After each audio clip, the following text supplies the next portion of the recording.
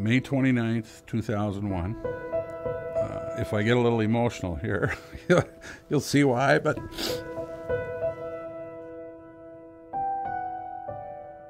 I raised Alec ever since he was in diapers. I'm more of a father image to Alec than I am a grandfather. Well, I was home at that point, and I had some dizziness at first, but nothing major, so I just let it go.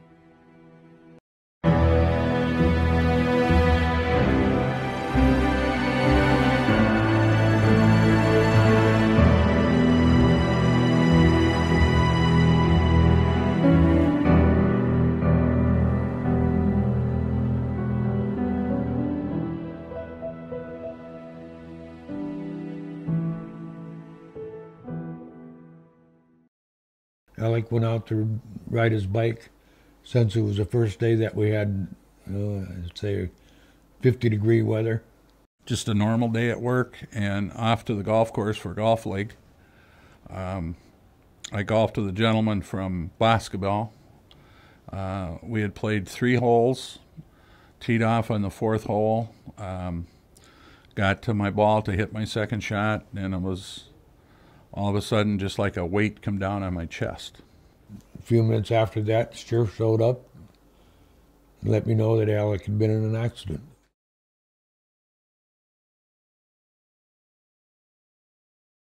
He had fallen off his bike and was not wearing a helmet.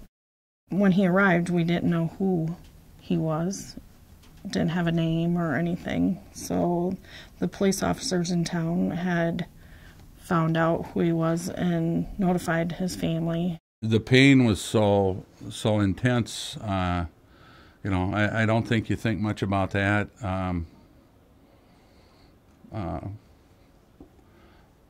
They contacted my wife.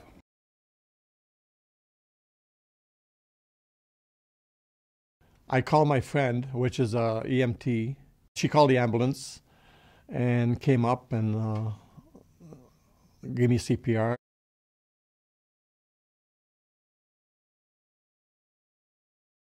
When he came in, we got a head CT, got him intubated, which protected his airway because he wasn't breathing very well on his own.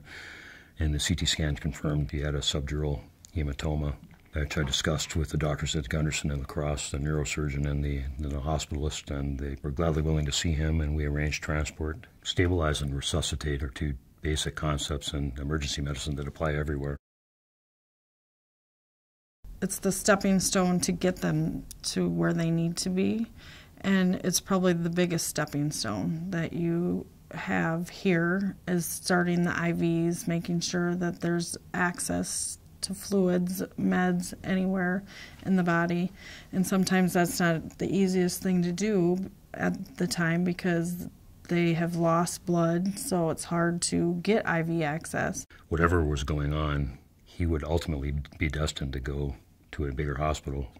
But making that specific diagnosis initially is incidental to doing the initial things, which are, you know, the basic things that are the immediate threats to life. Alec was thrashing and throwing up, so we needed to get some meds into him that would make him so he's not throwing up, because as soon as you throw up and you have no control, it ends up in your lungs, and that can be detrimental too.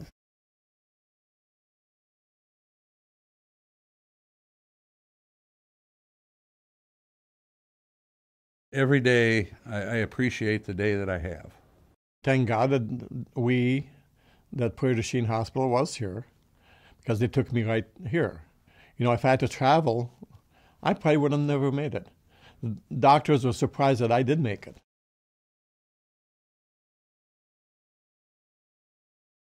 If the hospital had not been here, I wouldn't be here.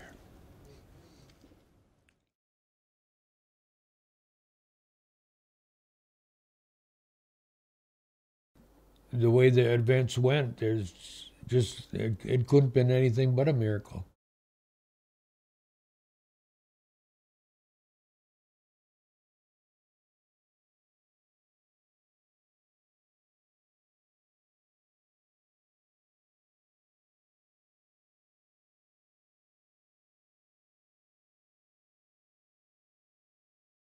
The survival of a hospital in an area like this is so crucial to the survival of the town.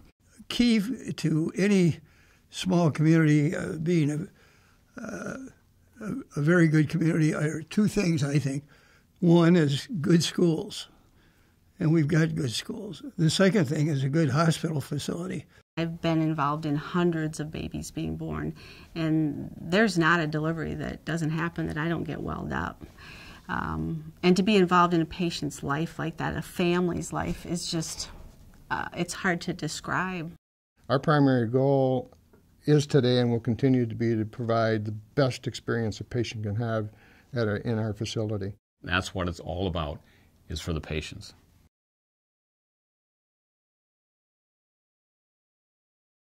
Baby boomers especially are going to be expecting more in the future out of healthcare. They want healthcare, the best healthcare they can get when they need it. When this hospital was built 55 years ago, the state of the art back at that point in time was the iron lung for tuberculosis. What we're dealing with today is we're dealing with a lot of different conditions, and we're dealing with a lot of technology that wasn't available back then. One of the things that we understand today is that the outcomes, the clinical outcomes and the experience for private rooms is so much better. We're 60 miles from St. Elsewhere, and so when you're that far away, it's critical to have care close to home. But that care can't be in any way compromised. It can't be of a lesser degree than something they would receive somewhere else.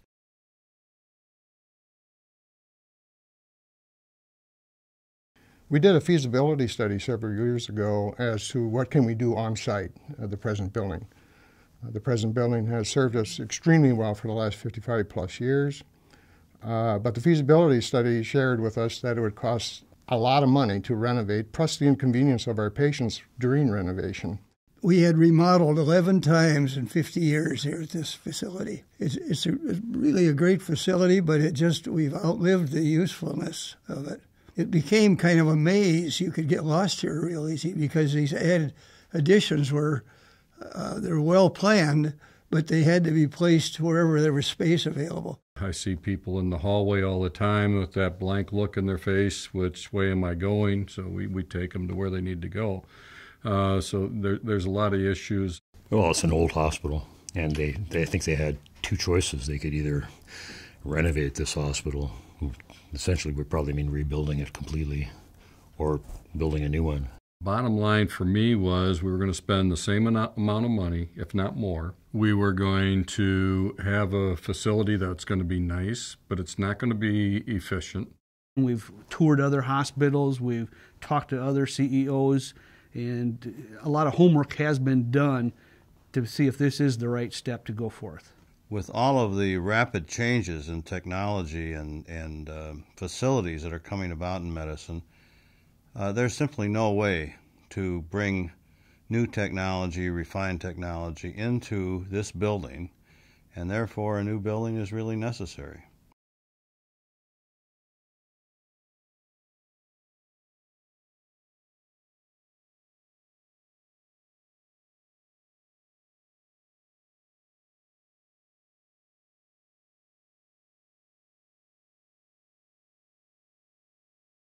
A lot of employees now do their jobs, and sometimes they don't even understand how limited they are. The change will be just exponential for people in that regard. Families today are they're very well educated on what they want. They want their whole families involved, and we need to give them an environment that draws them into us. And once they come into us and enjoy what we have, they're with us.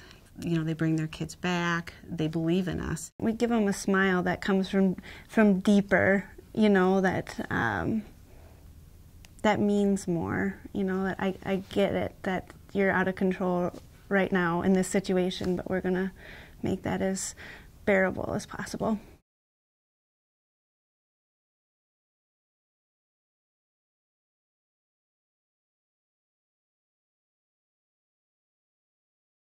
We want to be known for providing the best health care in the United States. Not just for Wisconsin, not just for the area that we serve in Iowa and some of the other communities that are around us, but the best hospital in the nation. And we can be. We're trying to make sure that not only do we have the best hospital, we have a very technologically advanced hospital.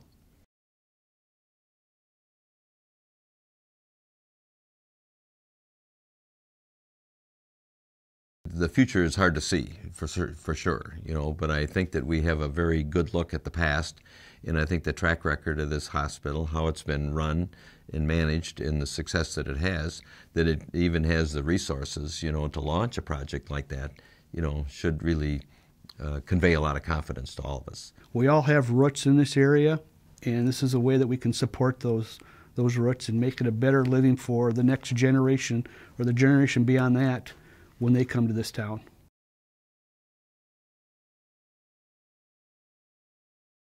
This hospital touches nearly every person in our community, and we are finding there's so many changes in medicine that we have to keep up with the times.